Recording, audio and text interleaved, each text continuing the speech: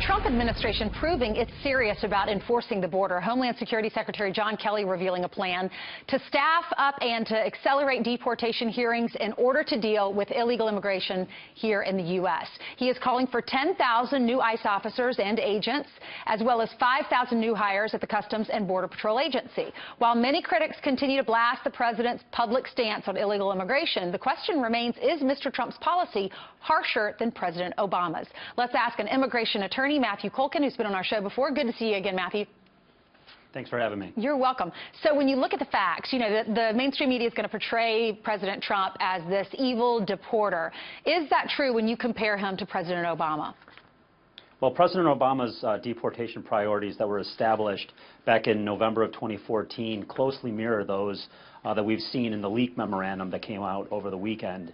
And those priorities that President Obama had were harsh. He was prioritizing refugee children who were coming to the United States, fast-tracking their deportation, and he went one step further by putting mothers, young mothers with children, in deportation internment camps in places like Berks, the Berks Residential Center in Pennsylvania.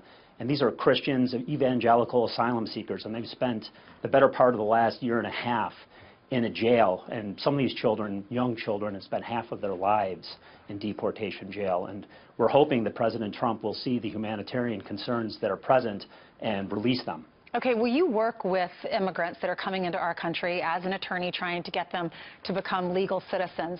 What do you see? What do you see? Take us inside and tell us what you're seeing and what the real problem is. The real problem is that we have a law that requires some tweaks that would allow the 11 million people that are here without any type of status to get in the back of the line, because right now there's no line to get back into. And I'm hopeful that within the next 2 years, Republicans and Democrats can come together and put aside their differences and work towards a solution. What do you think about these numbers? We were talking earlier with a guest. We were looking at the numbers. We're spending as a country $5 billion a year on these refugees that are coming from other countries, and the majority of them are on welfare. Well, I'm not sure about those statistics, but I do know that if there are individuals that are in the United States that have children, those children that are United States citizens are entitled to whatever benefits any other child would have. What about, I mean, obviously we all love children, we want to help everyone, but what about our veterans that are being left behind and aren't getting the care that they need?